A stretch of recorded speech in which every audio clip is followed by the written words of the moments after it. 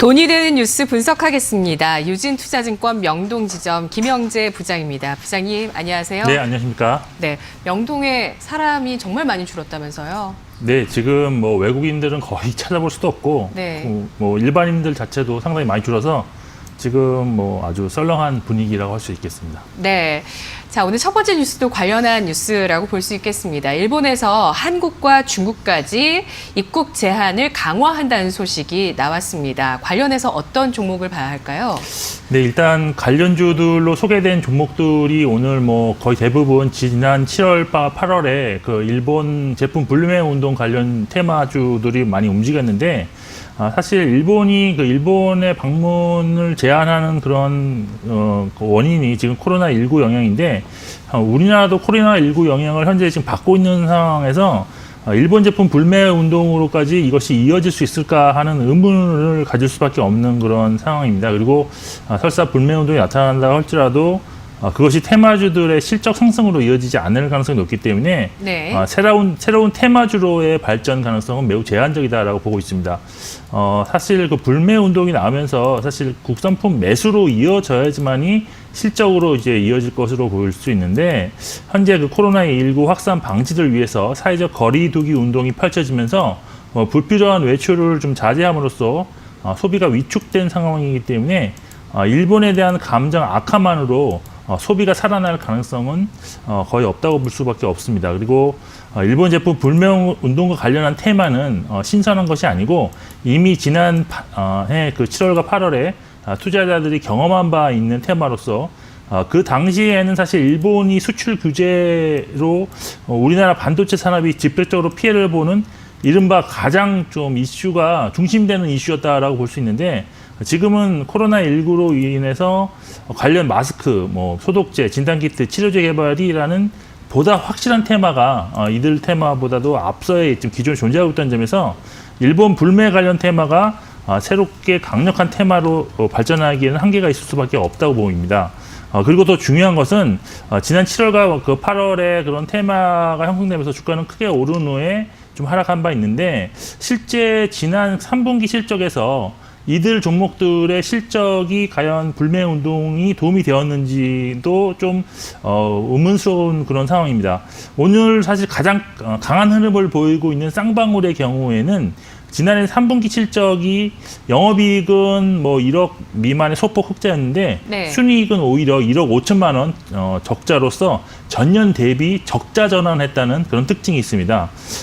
이러한 상황을 좀 잘 인지하고 있는 외국인과 기관 투자자들은 오늘 펀더멘털과 관계없는 급등세가 나오자 쌍방울 종목을 대거 매도하는 모습이 지금 나타나고 있는데요. 네. 이런 점을 좀 종합해 본다면 현재 주가에 대한 그런 투자 등급은 저는 5등급으로 설정할 수밖에 없다고 보이고, 투자 전략은 신규 매수는 좀 자제하시는 것이 좋을 것 같고, 기존의 종목을 보유하신 투자자라면 이번 반등을 이용해서 좀 보유 수량을 좀 줄이는, 비중을 축소하는 매도 전략으로 좀 가는 것이 좀 더 유리하지 않겠느냐라고 판단을 하고 있습니다. 네. 애국 테마, 일본에 대한 감정 악화의 최고조는 사실 뭐 지난해 여름이라고도 볼 수 있겠고요. 또 관련한 실적으로 이어지는 여부는 확인할 수 있는 실적들이 나왔지만 미지수다라는 평가해 주고 계십니다. 쌍방울, 뭐 여타 종목들도 다 윗꼬리를 달면서 쌍방울 장중 21% 상승해서 현재 8% 상승인데요. 5등급 매도 의견 확인했습니다. 이어서 오늘 두 번째 돈 되는 뉴스 헤드라인입니다. 이제 다음 주에 만기일 이후 코스닥 150의 정기 변경이 있는데요. 신규 편입주들에 대한 분석, 이맘때쯤이면 항상 나옵니다. 주목할 만한 종목 있다고 보세요? 네, 일단 이 기사가 현재 유망하다, 지금 현재 유망한 투자 종목을 다루고 있다기보다는 다가오는 이벤트를 좀 소개하고 미리 좀 생각해보자는 취지로 좀 해석을 해야 되는 그런 기사라고 저는 판단을 하고 있습니다. 네. 특히 그 코스닥 150 신규 편입일은 6월 달이고요. 6월이요? 네, 그리고 예. 편입 종목 확정도 4월 최종 매매일을 기준으로 하기 때문에 현재 거의 뭐 2달 조금 안 되는 기간이 남아 있어서 편입적인 확정까지도 시간이 좀 많이 남아 있는 상황이라서 미리 들어가셔서 뭐 좀 미리 선침해 하시는 것보다는 일단은 그러한 이벤트가 있다는 정도로 가볍게 좀 받아들이시는 것이 투자자 입장이라면 더 좋지 않겠느냐라고 보고 있는데 이 기사에 언급된 코스닥 150 편입 가능성이 있는 종목들 중에서 수급상이라든지 최근 실적 그리고 기술적 분석을 고려해서 유망 종목을 한번 찾아라 봤습니다. 그래서 그 결과 저는 개인적으로 비치로셀이 여기서는 가장 투자 유망한 종목이라고 일단 결론을 냈는데요. 비치로셀은 리튬 1차 전지 세계 3위 업체로 수출 비중이 매우 높은 글로벌 기업인데 여기서 그 리튬 1차 전지는 충전이 되지 않는 일회성 건전지로서 일반 알카라인 건전지와는 달리 저장 기간이 10년 이상이고요. 사용 가능 온도가 영하 55도에서 영상 85도까지 범위가 좀 넓다는 그런 특수성으로 인해서 방산이라든지 유틸리티 그리고 사물 인터넷 등에 적용되고 있어서 향후 성장성이 매우 크다는 그런 장점을 보유하고 있습니다. 사실 그 지난 2017년 화재로 인해서 생산 라인 90% 이상이 전소된 이후에 2018년 5월 신규 공장을 완공하면서 가동을 다시 하기 시작했는데 네. 매출 기준 생산 능력을 이제 다시 리모델을 하면서 1,300억대에서 2,500억대로 크게 증가시켜서 2018년 3분기부터 본격 가동했다고 할 수 있습니다. 생산 능력이 좀 증가했고 그리고 생산 중단 기간 동안 기존 고객사들이 그 타사 제품을 사용해보고 품질에 좀 만족하지 못해서 다시 그 비치로셀 제품을 주문하는 사례가 많았다고 지금 파악되고 있는데 이러한 영향으로 인해서 생산 중단 이전보다도 훨씬 더 좋은 실적이 나타나고 있다고 판단하고 있습니다. 작년 매출액은 전년 대비 한 18.5% 증가한 1,334억 원이었고 영업이익은 29.3% 증가한 254억 원이었는데요. 순이익도 201억 원이었는데 지금 현재 비치로셀의 시가총액이 한 3,400억 정도에서 좀 형성되고 있는 점을 감안한다면 작년 실적 기준으로는 PE 한 17배 수준에서 지금 주가가 거래 중이다라고 볼 수 있겠습니다. 네. 수급 상황을 보면 최근 한 달 누적으로 외국인이 한 80억 정도를 순매수하고 있는 중이고요. 기관은 약 8억 원 정도를 순매도로 해서 개인들이 가장 큰 매도 세력임을 좀 알 수가 있습니다. 기술적 분석으로도 접근해 본다면 추세 우상향이 지속되고 있고 그다음 전고점인 17,400원을 돌파 시 추가 상승 가능하다고 일단은 판단을 하고 있습니다. 전반적인 실적이라든지 수급 이런 것을 고려해서 투자 등급을 매길 때 3등급 투자 등급 매길 수 있다고 보여지고요. 네. 가격 전략은 매수가는 16,200원 그리고 목표가는 18,000원. 손절은 15,000원을 잡고 대응하시면 될 것 같습니다. 네, 코스닥 150 신규 편입 종목이 들어갈 때 6월에 코스피 200도 정기 변경되는 거죠? 코스피 200 정기 변경은 아직 제가 그건 체크를 못해서 네. 확실하게 말씀드릴 수는 없는데 일단은 그건 나중에 말씀드리도록 하겠습니다. 알겠습니다. 네. 예, 아니 체크 못하면은 사실 당장 알 수가 없습니다. 제가 이거 여쭤본 이유가 3월 제가 아까 말씀드렸던 다음 주 만기일 다음 날 변경되는 건 그 시가총액 규모별 지수 변경이라고 해서요. 대형주, 중형주, 소형주, 코스피에서 이 지수에 대한 종목에 대한 변경 다음 주에 있고요. 6월에 또 코스닥 150 신규 편입 예정돼 있습니다. 예상 종목들 가운데서 비치로셀 골라봤고요. 3등급 설정했습니다. 자, 오늘 마지막으로 세 번째 돈 되는 뉴스 헤드라인입니다.